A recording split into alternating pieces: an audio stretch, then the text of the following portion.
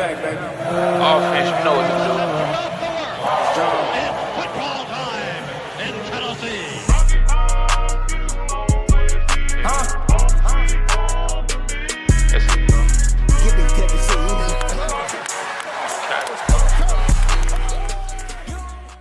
What is up, everybody? Welcome in to another episode of the 1796 Sports Podcast.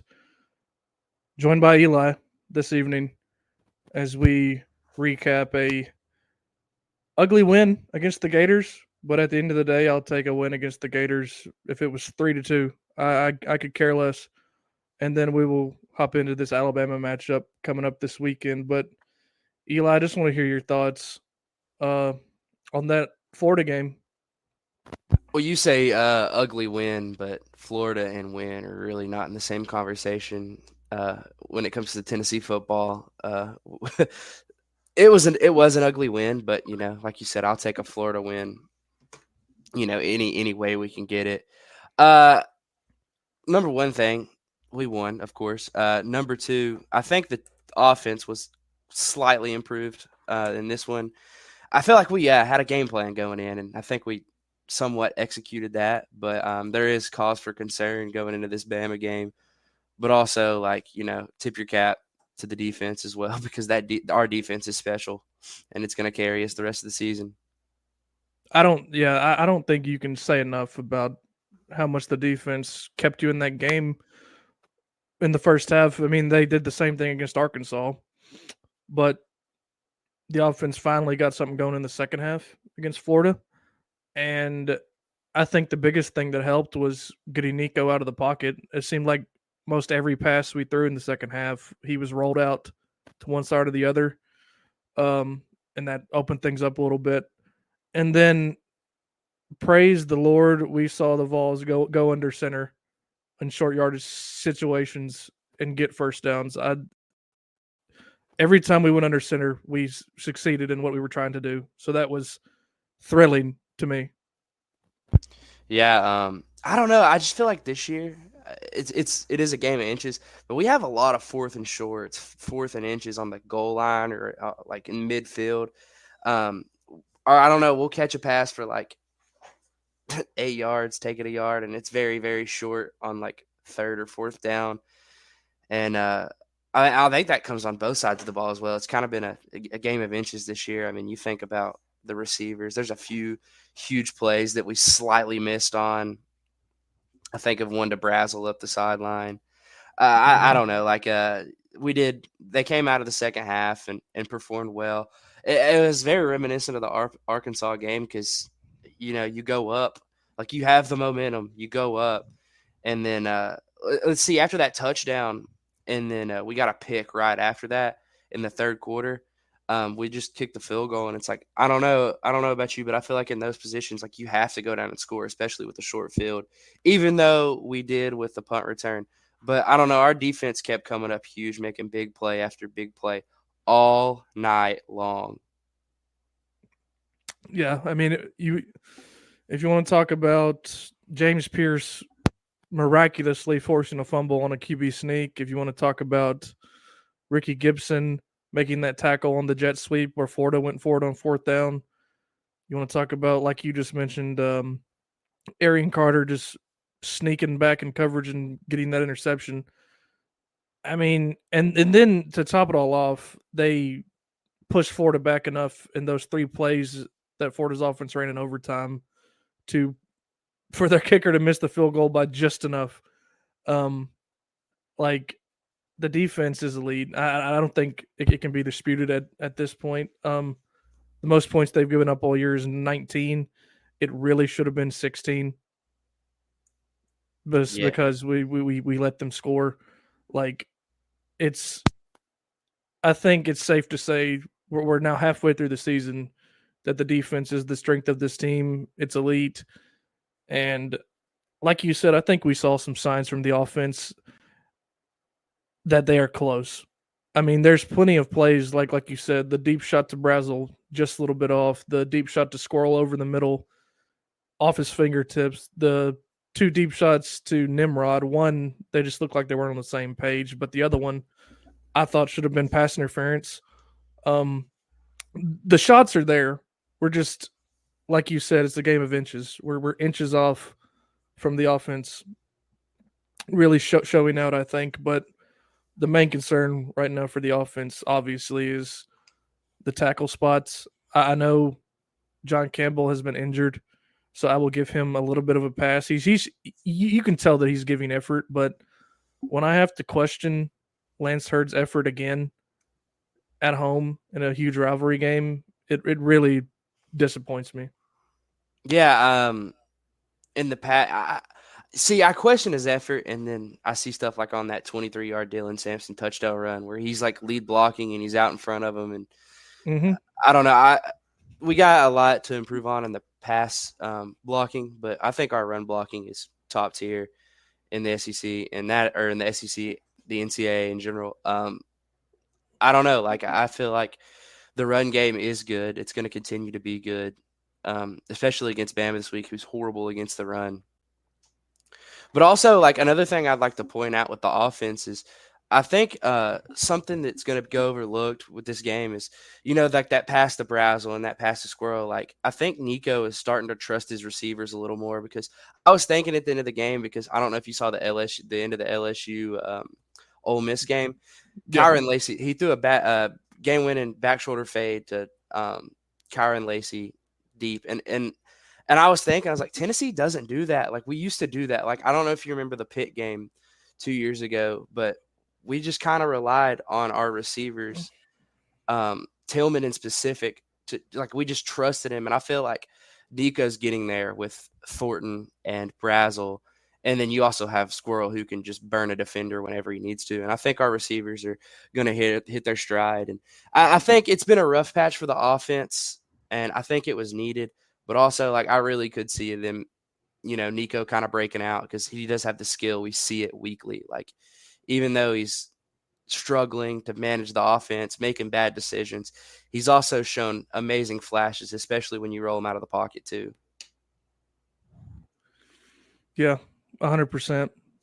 I don't know if you were on Twitter much in Neyland Stadium during the game, but to anybody saying Nico's a bust through 6 games, I guess 7 that he's now started, get a grip. Like, I don't care how much money he's making. He's still a freshman playing in the toughest conference in college football. It's going to take some time, and I will take full responsibility. I expected him to be good from day one. He's not. It's just the reality of the situation. He's not a world beater yet, but like you said, the talent is there. I think it's slowly coming together for him. And we have to remember, and I wrote this last night. Like, this is the first time under Heupel that he doesn't have a upperclassman running the offense. Hendon Hooker was 24. Milton was about the same age. So we're seeing him taking these lumps as a young player, and like I said, the toughest conference in all of college football. So just give him some time. And I do get it. I do get the point that he's making this much money. We paid for him to be good from day one, but it's just not based in reality. Like, freshmen struggle sometimes, and he's going through a rough patch, like you said. And you keep in mind, that really was his first real home game. And I think he saw that he can rely on his defense at home, and he can rely on the crowd to just, like, give him some room for mistake, and he can take those risks when he needs to take them.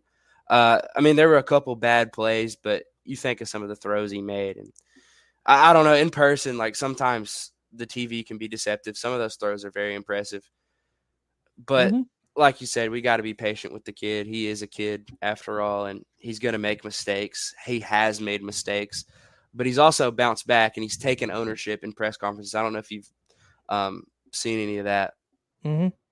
Yeah, I mean, Nico is fully taking responsibility for the offensive struggles when we all know it's not 100% his fault. The whole game plan changed in the second half, like I said, because we couldn't protect him in the pocket. Like, that's not Nico's fault that the tackles are playing the role of a matador and letting defensive ends be in the backfield immediately. And like you said, the two turnovers. I mean, you have to secure the ball at the mesh point if you're gonna pull it. But Hendon Hooker did the same thing 2 years ago to the day, like you said, against Alabama. And to your point, Nico bounced back just like Hendon Hooker bounced back 2 years ago. I mean, I will give not just Nico credit for bouncing back and leading the offense to 23 points in the second half and overtime. I'll give the whole team credit for staying in that game, especially when they went down 10 near the end of the third quarter. It would have been very easy for the team to mail it in and at that point when the offense had done nothing. And I'm just really proud of them because that game. We've seen it a million times as Tennessee fans. The way that game played out, Tennessee loses that game a lot. A lot, including last week, the week before. I mean, So I will give Tennessee and the coaching staff and all the players credit for showing the fight, the resolve. This word gives me PTSD from Butch Jones, but the resiliency. That was one of his damn buzzwords, but it's true. yeah, no, the Florida game, it was what I mean, I had fun. I was there. It was fun. The crowd was at its best.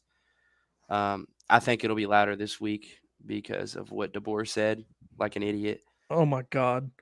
But what a buffoon. No, he's got to be. I don't think. Oh, man.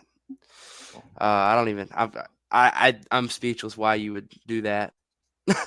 Well, he's saying he coached at Washington, which to his credit is a good environment, but it's what 40,000. It's 40,000 less people. Yeah, no, he doesn't. He doesn't know what.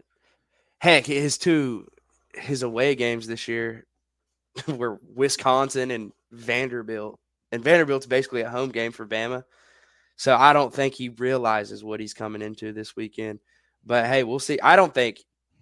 I mean, I think Neyland is the best environment in the country, and I don't think he's seen anything close to that yet. So I don't know. Hopefully, we blow his socks off with it, and he eats his words. I have no doubt at all that Neyland will be ready. The fan base will be ready for this one. I mean, another point to that, it's not 40,000 less people; it's 30,000 less. But the point still remains. You're dealing with more people. You're dealing with the portion of the country who's, nuts about college football. Like it's just a different animal. And speaking along those same lines, Jalen Milroe. I mean, I'll look it up here just real quick, but I don't know what away games he played in last year. I know obviously he wasn't in Neyland, but he didn't go to Baton Rouge. I know that. He avoided LSU. He avoided. I think. Hold on, just give me 1 second, and I'll tell you who they played last year. I was talking about. I think it was. He probably went to Arkansas, and I think they played. Who did they play? They played someone out of the East that was pretty good too. I can't remember. Okay, here we go. They played South Florida on the road. They played Mississippi State on the road. They did play Texas A&M on the road, so there's the one of the Texas two. A&M last year who ended up firing their coach. I'm not really counting that, to be honest. And the game was a dogfight. It was 26-20. They played Kentucky on the road, and they played Auburn on the road, which Auburn should have won that game. Auburn is one of the best environments, but it's not to Neyland's level. I know it's close, and I know I sound biased as a Tennessee fan, but I think most national media members would agree Neyland and Tiger Auburn Stadium. last year, I think most Auburn fans were going into that game expecting to get blew out. So it was definitely a surprise when they ended up they should have won the game. They had the game won. So, I mean, it was a surprise to most of the country and especially Auburn fans. But the Iron Bowl's weird, and I think the Tennessee-Alabama game is weird. So, yeah. I mean, like I was saying, most of the national media members would say in the SEC, as far as environments go, it's a coin flip between Tiger Stadium and Neyland Stadium. After that, there's a drop off. I mean, that's just what I think. Do you agree? Yeah, well, the NCAA 25 disagrees because they think Kyle Field is something truly, truly special. I mean, it's good. It's good. It's a great environment, but it's not Tiger Stadium or Neyland Stadium. Yeah, I think those are the two stadiums that get the most credit in this conference, and Jalen Milroe will be in for a treat. And moving on to the Alabama game now, I guess officially, this is a crossroads for both teams. Really, um, both teams have been mirror images of each other in the last 2 weeks, losing a game on the road to a less talented opponent, and then having a dogfight at home with a slightly better opponent. Um, we're gonna find out who has overcame the struggles on Saturday in Neyland Stadium. I don't know if about you, but I still hear a lot of like we really don't know about either one of these teams, and I think we're gonna find out this. We're gonna find out about a lot about both these teams this upcoming week because it's getting to that point of the season where like you should be hitting your stride, or everything should be falling into place, and you're playing some of your best football right now. And for both of these teams, like you said, lost to two very inferior opponents. Um, I'd say I don't know about you, but this is very. I mean, people might not like this, but I think there was a lot of looking ahead to each other, and we're Yeah, gonna see a lot. We're gonna see a lot different. We're gonna see a lot more out of the Tennessee offense and Tennessee defense, and Tennessee offense in specific. I feel like we've been holding back a little bit, and I know people are gonna be like, "Oh, I don't know about that," but come on, guys, we've got something dialed up for Bama. It's Bama. And with this being probably the toughest opponent on our schedule up to this point, looking ahead from week one, I'd say that is the case. And also the same for Bama after the Georgia week. I'm highly sure with South Carolina and Vanderbilt coming up, they were looking ahead to the third Saturday in October at the number yeah, 4 team in the nation at that time. yeah. I mean, to me, this is. I think a lot of people feel the same way. Um, this is Tennessee's biggest rival, and it's not close, in my opinion. I know Florida has owned us, and people hate Florida, but Alabama, I just loathe Alabama more than anybody. Vandy, Kentucky are fun. They're fun rivalries. It's super annoying when we lose to them, but when you beat them, you don't get much credit. But this game, but before the SEC expanded to 14 teams and now to 16 teams, these are the two teams of the original SEC, the two most historically good teams, the two teams that have two legendary coaches and chocked full of history. Um, so to me, this is the rivalry game for Tennessee. It is number one by far. Oh, I mean, absolutely. I think it's like the only one that we have a tradition. The winner has a tradition on, and that's smoking a cigar after the game. I think it does mean more to the fan bases. The players, they're not really caught up in it as much, I'm sure, but I'm sure it does mean a lot. They've been told about what it means to the fans, what it means to the coaches, what it means to the nation. That the third Saturday in October is.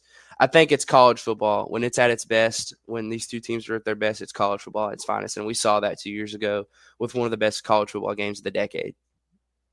The century. Yeah, The it was probably the greatest I've ever watched, and it was an emotional roller coaster, and I'm sure you can attest to that. Yeah, I mean, having been at that game 2 years ago, I mean, like you said, like heart palpitation inducing. I hyperventilated when the last field goal went through the barely skimmed the uprights, and I'm not you know scared to admit that I shed so many tears just being a Tennessee fan. The last time Tennessee had beaten Alabama before that, I was in second grade, and I remembered watching Tennessee beat Alabama in second grade, and I don't remember a lot from second grade. So that's how important and this game is. Like a memory from when I was 8 years old stuck out to me because it was Tennessee Alabama. So One of my favorite things I hear from older fans all the time is, "I don't care if we lose every game, we just beat Alabama. That'd make my year." I hear that all the time. I think that's pretty funny, and I think that attests to how much we hate, as Tennessee fans, we hate Alabama. And I know the morale of the fan base right now is pretty low because I mean you are 5-1, and that's a good thing. But the loss to Arkansas and the way the offense and everyone looked against Saturday against Florida, I think everyone's down. But if you go out and beat Bama, I'm not going to say all is forgiven, but I'm pretty sure the Tennessee faithful will be back standing strong going into the rest of the season, where they're highly favored to make a playoff spot, because I feel like in order to make the playoffs, I feel like this is a must win for both teams, which is also something to look forward to as an outsider looking at this game. This yeah, has got major. I think it has major playoff implications. I could be wrong, but it's what it's looking like. yeah. I mean, I think to your point about the Tennessee's fan base just being a little bit down right now, you know, there's obviously things that we could be doing better offensively, but the fact is you have one of the best units in all of college football with your defense. You have everything still in front of you to make a 12-team playoff. You have won 5 games. You have lost one. We're halfway through the season, and we're a top 15 team in the country. In my opinion, we should still be top 10. But Yeah, what you know, about that? Bama's gonna rise. I don't get it. They're gonna rise up after beating a slight. I'd say that South Carolina is slightly better than Florida. Um, I don't know. I feel like they lost to the inferior. I think Arkansas would beat Vandy personally, and I think Florida would beat Vandy. I mean, we'll see. I think they play later in the year, but I don't know. I feel like they're definitely favoring Alabama, as they always do. The AP poll makers, by dropping us as far as they did as well. yeah, I mean, we'll see what happens. But diving into the matchup a little bit, um, obviously talking about Tennessee's defense versus the Alabama offense. I mean, without even really following college football, you probably know the name. I'd say a casual college football fan knows the names Jalen Milroe and Ryan Williams just because of how dynamic they can be at times. So to me, those are the top 2 players you have to account for defensively. But um, their running back's good too. It's Alabama. They have good players. Do you have the running back's name? Something Jam, something about Jam is his first name. Um, and he's the feature back for Yeah, better it's or worse. Jam Miller, and the other guy, Justice Haynes, is also very good. Uh, I mean, they're not the running backs that Bama's had in the past, just because they've had Derrick Henry, Mark Ingram. Yeah, that's just a name too. I could go on for a little bit about Bama running backs. You think Jahmyr Gibbs in the 2022 game? They're not those guys, but they are good running backs. They're SEC backs, and you're going to have to account for them. But also, Jalen Milroe is a running back, and you're going to have to account for that.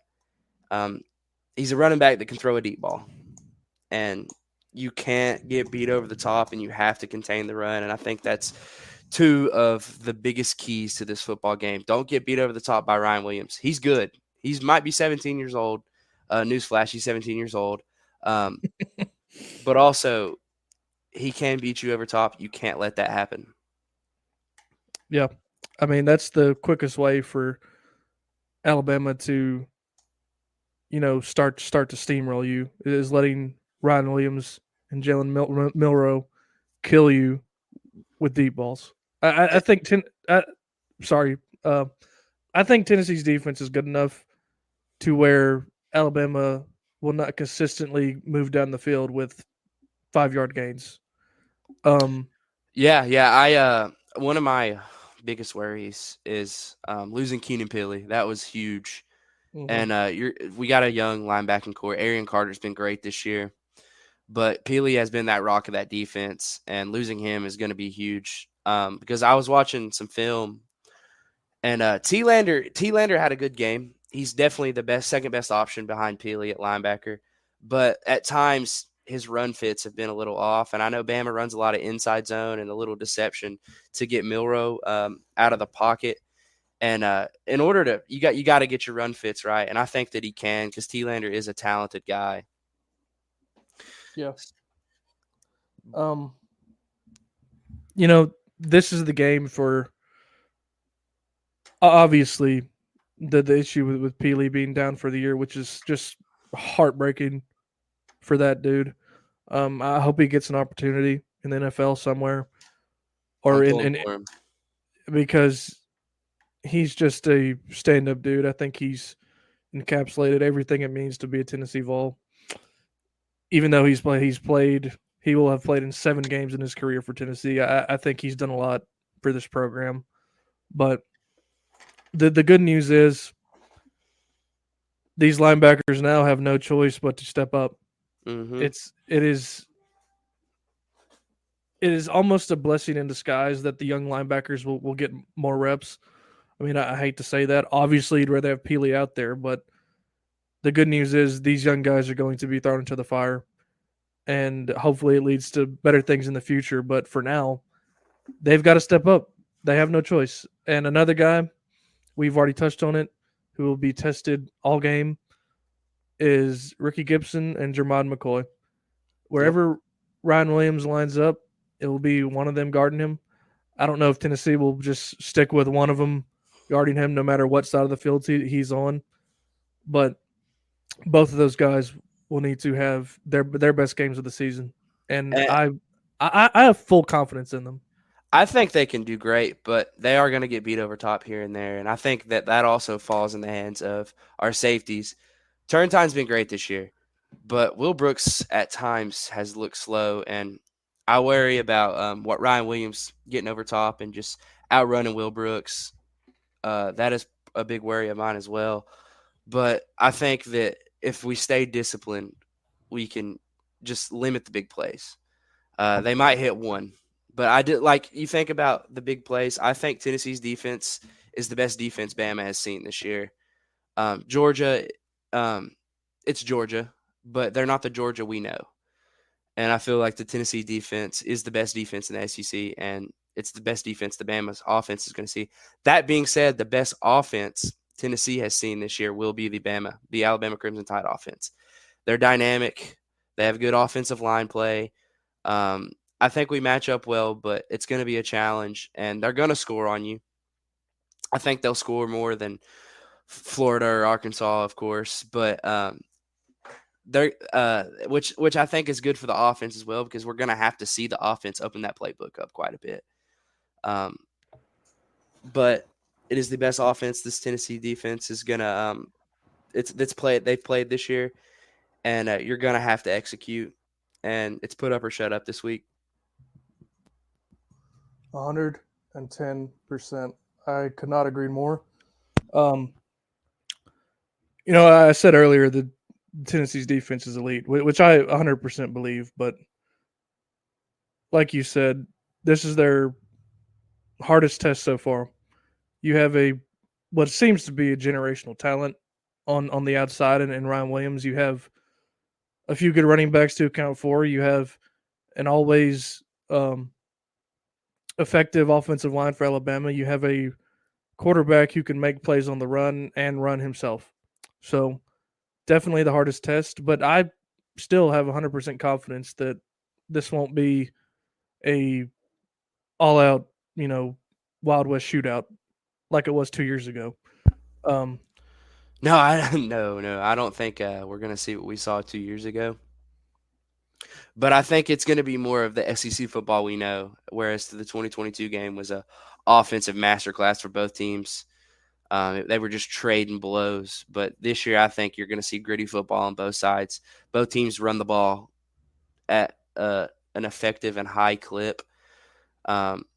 that both teams use their running game to open up their pass game. And both teams are very good at running the football. And I think that's what it's going to come down to. I think that whoever runs the ball better is going to win this football game. If you can run a dive and stop a dive, you will beat most teams you play. Absolutely. That has been said since the 20s. Like that's what football comes down to a lot of times. I mean, last week Florida outgained Tennessee on offense. They did a lot of things better than Tennessee on the stat sheet, but the one thing they did not do was outrun the Vols. And we saw how the game ended up. And Josh Heupel, we know he loves running the football. We've been getting mad about it over the past couple weeks. But I feel in this game, Bama, whose defense is not very good at stopping the run, it's going to be important that we establish it and we establish it well. Yeah, 100%. And to your point there about Alabama struggles with the run, I mean, Vanderbilt played a wishbone out of shotgun and dominated Tennessee. I mean, Alabama's defense. Like, we need to see something along those lines. I'm not saying do exactly what Vanderbilt did, but misdirection, sweeps, options, bring back the shovel pass. We haven't seen that for a month. Like, keep them on their toes. Outside zone is going to be crucial in this one. Bama's got some good linebackers. Whereas it's kind of odd because their defensive line, surprisingly, if I told you this, you probably wouldn't believe me, but their defensive line is smaller than what we saw in Florida last week. And we struggled at times running the football against Florida just because of their size, which if they're good at one thing on defense, it's stopping the run. And we did that effectively. And there's one thing Bama's bad at on defense, it's stopping the run. I think that we can get a lot of push on the front. And we have to climb to those linebackers because Jahad Campbell and Deontay Lawson are dogs. They're good. They're good football players, and their run fits are nice at times. But if we do a lot of outside zone, I think we can avoid them and break off. I think big runs. I expect big runs from Dylan Sampson this upcoming week. Maybe even Nico. I expect some runs out of him because I feel like we've been holding him back in the run game a bit. Yeah, I mean, against Florida was the most we've seen Nico run this year, besides that quarterback draw against NC State. But the important thing for Nico in the run game, I've already mentioned it. You have to secure the ball if you're going to pull it. The number one way to get blown out in this game is to turn the ball over, and that game against Florida probably goes a lot different if we end up scoring on that first drive. And I think that's going to be key this week as well. Yeah, you have to have a good start. I mean, it's super important. And I let me know what you think about this. Say Tennessee wins the toss. Would you elect to receive the ball? I wouldn't because we've seen it the past couple weeks. I think getting the ball out of the half, especially with how we've been playing in the first half, is important. I think I would defer for sure. Stick to the old ways. I definitely defer. But hey, I wouldn't be mad with getting the ball first, like going down and scoring and letting Bama know, like, hey, we might not have looked the best over the past couple weeks, but we're improving. Yeah, I just think, like, say Tennessee receives, goes right down the field and scores. The energy in that stadium would be off the charts.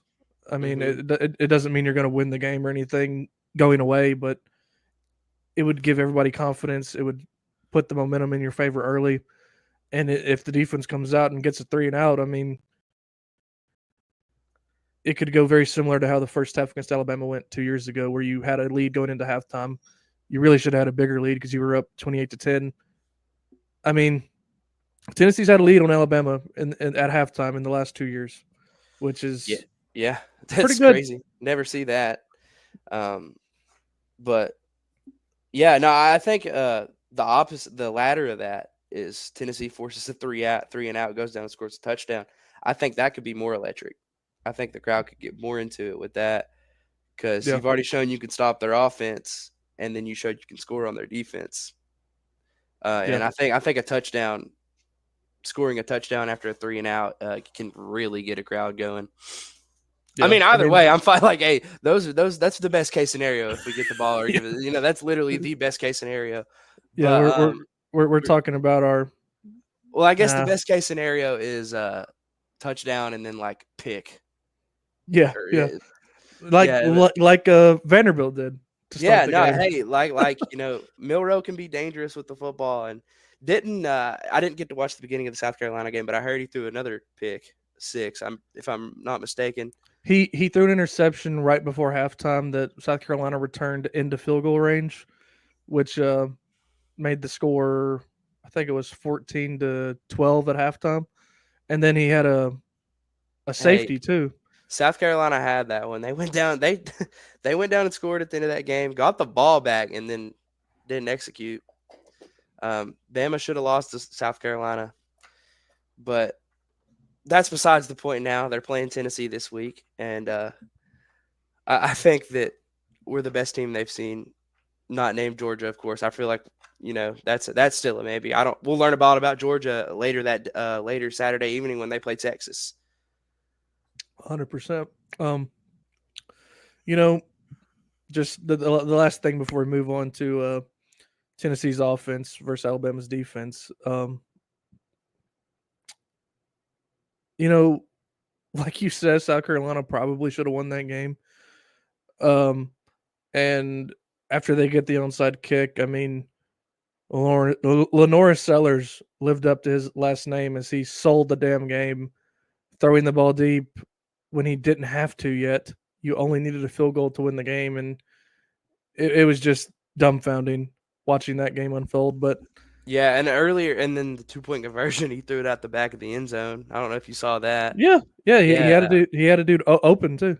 I was sitting there. We were tailgating, and I was watching on my phone, and I started bursting out laughing. I was like, "Oh, I hate Bama," and I was hoping they were losing, but I think seeing South Carolina almost get it done and not just it's funny in its own right. Yeah. Let me ask you this, Eli. What's the number one thing, and I think we've already touched on it, Tennessee has to do offensively to be effective against the Crimson Tide? Number one thing, I'd say definitely limiting the mistakes. That whether that be penalties, fumbles like what Nico had, interceptions, take what they give you. I honestly think we'll see some receivers running wide open. Bama runs a lot of man, and I don't think their corners. I mean, we know Squirrel can get open when it comes to one-on-ones. Their secondary is young. Yep. And I think, take what they can give, they'll give you. I think you'll have some guys running up and down the field, and you got to hit on those. But definitely the main thing is limit the penalties. I think that's number one, and no turnovers. Yeah. To me, it's that for sure is the number one thing. And then secondly is, we struggled in the first half to run the ball against Florida. And if we can get a run game going and get Alabama on their heels, force them to bring some more guys in the box, I mean, like you said, I think the pass plays will be there no matter what against a, not as experienced secondary as Alabama normally has. But you get the run game going, it's going to open up even more. And Dylan Sampson, the one thing you can say about Tennessee's offense so far is Dylan Sampson's going to be there, and he's probably going to score a touchdown. Yeah, I think he's the only him. And I think if there's two surprises, two things that have gotten better for Tennessee this season, it's Cooper Mays and Dylan Sampson. They've been playing it to their best ability and really giving their all for Tennessee. And I respect it. I really do. Yeah. Dylan Sampson is an absolute leader. Yeah. His pregame speeches get me fired up. Yeah. I mean, he is the leader on offense 100%. I mean, like you said, Cooper's probably up there too. But you know, the dude is second in the country in rushing touchdowns, behind a guy who is a generational player. It seems like in Ashton Jeanty. No, that guy's Uh, fun. I know he's a beast, but Dylan Sampson's right there behind him as far as touchdowns. And it just I'm happy for him because he's worked so hard. He was a third string his first year, and really last year too, for the most part. And he's getting his opportunity and making the most of it. And for him to have another good performance, you know, in another huge rivalry game when everything's still ahead of you. I think he can have a bigger game against Alabama than he had against Florida last week. Um, I I I, th- I, I I think I think we'll see higher rushing numbers. I think we'll see two, maybe three. I'd say 2 touchdowns out of him, and then maybe I think he breaks the 120 thresh. I think he's going to run the ball over 30 times in this game. yeah. I mean, the speaking of the running backs, I mean it's really been Sampson and Bishop for like really every important game. Do you see Selden getting back in the fold at any point?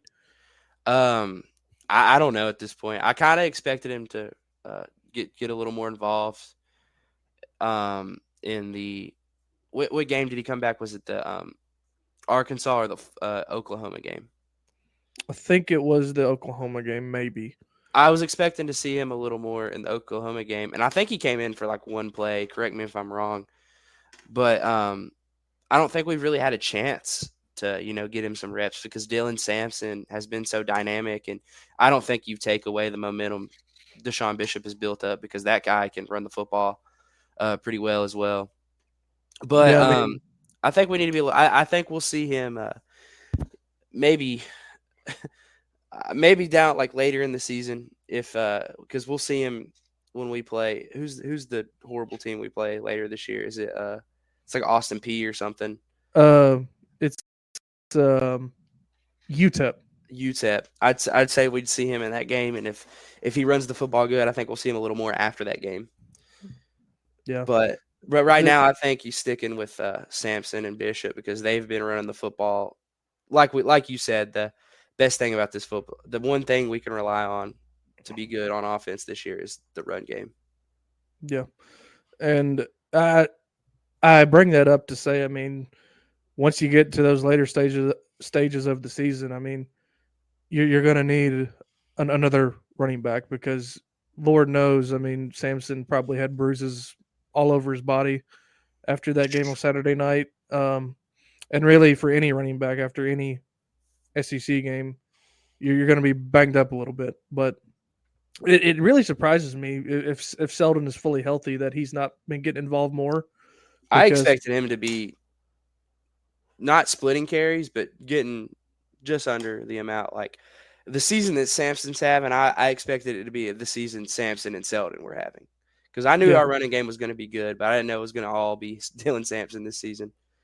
yeah. I mean, and I'll give Heupel credit for just sticking with Samson for most of these important games so far because in his first 3 years he played three running backs no matter what the situation was.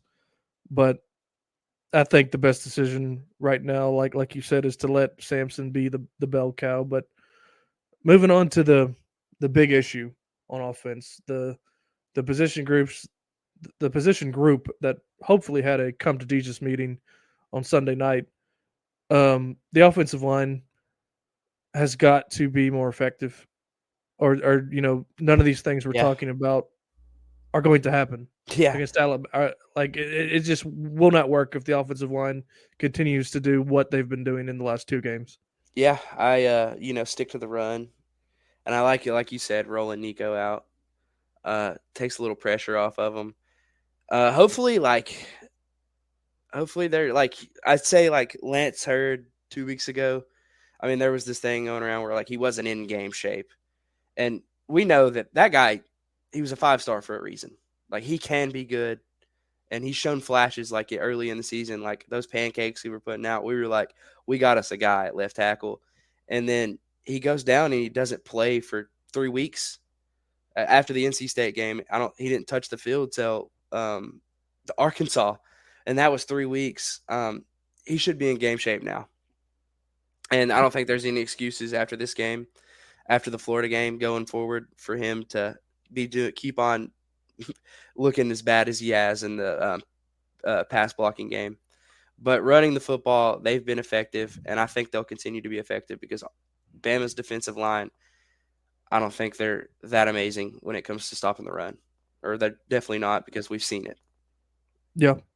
I mean, not just stopping the run. I mean, Alabama's defense is middle of the road in most defensive stats.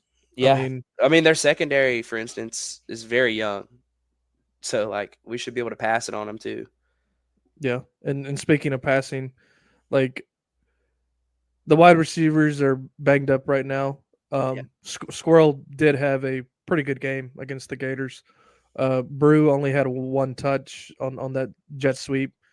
He was obviously, dealing with his injury, and Thornton had 4 snaps, and one of them he almost scored the game when he touchdown on in overtime. But I think when you have all these injuries, I really want to see Mike Matthews get into the game because Nimrod looked like he wasn't on the same page at all with Nico throughout the game. So yeah, I really want to see what Mike Matthews can do. Yeah, no, I agree. I'd love to see Matthews as well. Like, that's a connection Tennessee fans are expecting to see over the next couple of seasons. Iamaleava to Matthews, I feel like that might be etched into. If all goes well, that might be etched in Tennessee fans' brains for years to come. But the receiving core is banged up. You spoke about Squirrel White and Brew McCoy. Thornton, he had I think he might have had 2 catches, 1 catch, something like that. He caught one in overtime. That's really the only one I remember. He didn't really do much Saturday. I feel like he was out there as a decoy, but he's been dealing with it. He was doubtful going into the game. And honestly, I was surprised that he played. And for the most part, Nimrod took a lot of his snaps. And having the receiving core as banged up as they are with a young quarterback in his first couple SEC starts is not a good combination at all. And I think that it's time for one of them to step up and separate. I think Brazel can be that guy. I think he needs to step up and show why we went and got him and why he came to Tennessee to start. I think that him and Nico are forming a nice little connection ever since the Arkansas game. And we saw it. He trusted him enough to throw him that sideline ball that he caught. And I think that Nico went his head after that. He was like, hey, I can trust this guy. I can trust him to catch the balls that I throw him on the outside, inside, deep. I think he can be the guy that separates, and he should be the guy that separates. And we're going to need to see it this week if we want to win. Yeah. I mean, that play, that one of Nico's best throws of the game. I mean, it probably was an ill-advised throw if you really break it down, but the ball over the middle to Brazel, where he's just gets obliterated by 2 Florida defenders and still comes down with it. Yeah. It's just he's reliable. He's probably going to catch the ball when you throw it his way. But Thornton, not to sit here and just brag on Brazel. Thornton too. I think Nico showed that he can have somewhat trust with Thornton as well from the big plays he's made, whether that be that big touchdown against Oklahoma or the big pass. Even though we lost against Arkansas on that last drive, that big pass catch that he had was an impressive catch. Yeah, I mean that's the main thing for me on offense is just Heupel trusting his players, and then the players going out and executing it and trusting each other while they're out there. Like the offense, I mean, Heupel made this point after the game and on Monday in his press conference. On defense, if one player doesn't do what he's supposed to do, you can cover it up a lot of times. But on offense, if one player misses his assignment or doesn't do what he's supposed to do, it could end in disaster. I mean, the offense relies on all 11 guys doing what they're supposed to do. And I think Tennessee, like I've been harping on tonight, is close, very, very close to being effective on offense. I'm not saying they're going to live up to 2022. I think that ship has sailed this year. I don't think we're going to see that. But if they could just score 28 to 35 points a game, we're going to be winning a lot of these games, if not down to the wire, the rest of the way. Yeah, I think like you said, it's not the 2022 team, and I think we've realized that. But there is a lot of potential, and we saw it coming into this season. That's why there was so much buzz. That's why we were ranked number 4 in the country at one point, is because we do have the talent to be good on offense. We just got to execute. And so far this season, in these past couple of games, especially, we haven't executed on all facets of the game. And I think it's starting to mesh well. Like I said earlier in the the beginning of the podcast, like it's that time of the season where you should be hitting your stride. And I think it's a big game for both of these teams, Tennessee and Alabama, to see where they're at, where they stand. And I think this will be very telling. And like I said, it's going to have big playoff implications. Yeah.